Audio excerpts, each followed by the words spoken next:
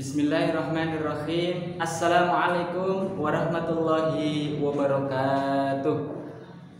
Alhamdulillahirabbil alamin. Segala puji hanya milik Allah Subhanahu wa taala.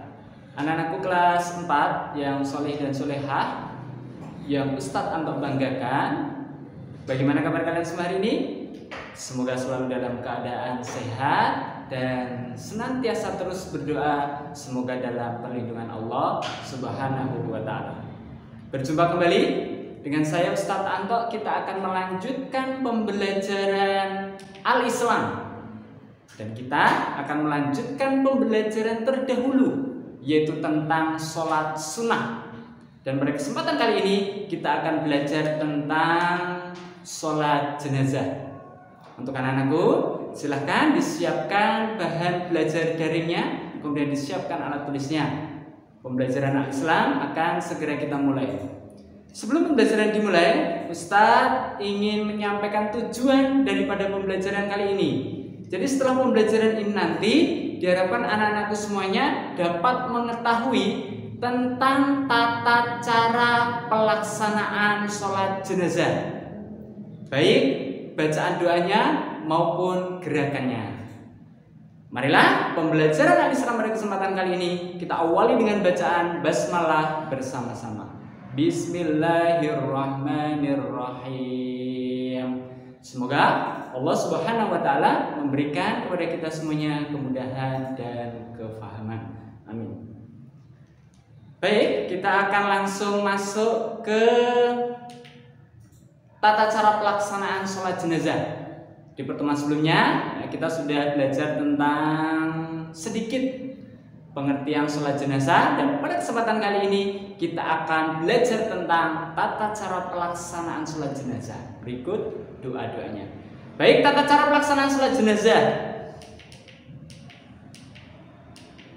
Yang pertama, niatkan dalam hati dengan ikhlas karena Allah Subhanahu wa taala. Jadi ketika kita sholat jenazah, diniatkan semata-mata hanya mengharap ridho dari Allah Subhanahu wa taala. Kemudian yang kedua, berdiri menghadap kiblat di depan jenazah.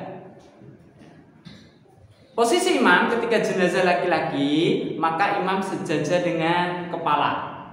Nah, kemudian makmum berada di belakangnya.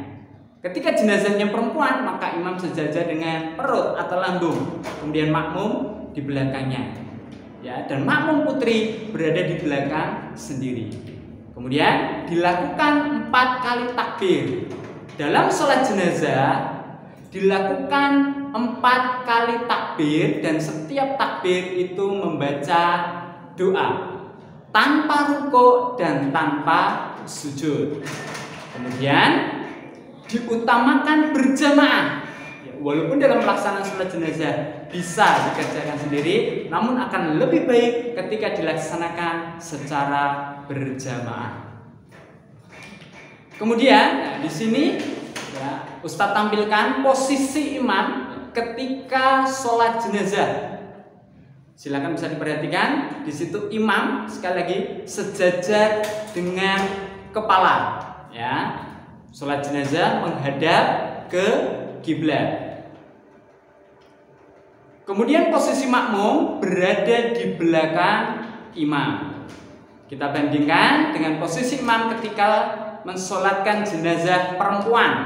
Nah, di sini posisi imam sejajar dengan lambung, ya, atau perut. Kemudian makmum berada di belakangnya. Ya, sama ya, menghadap ke arah kiblat. Nah, di sini Ustadz tampilkan perbedaan laki-laki, jenazah laki-laki dan jenazah perempuan. Berikut posisi imam, ya, kemudian posisi makmum ketika makmum laki-laki dan posisi makmum ketika makmum perempuan. Makmum perempuan berada di barisan paling belakang. Kemudian kita akan masuk ke bacaan dalam sholat jenazah. Sekali lagi, dalam pelaksanaan sholat jenazah berniat, ya, mensolatkan jenazah karena Allah Subhanahu wa taala, kemudian bertakbir. Takbir takbir yang pertama ya, itu adalah membaca surat Al-Fatihah dan sholawat.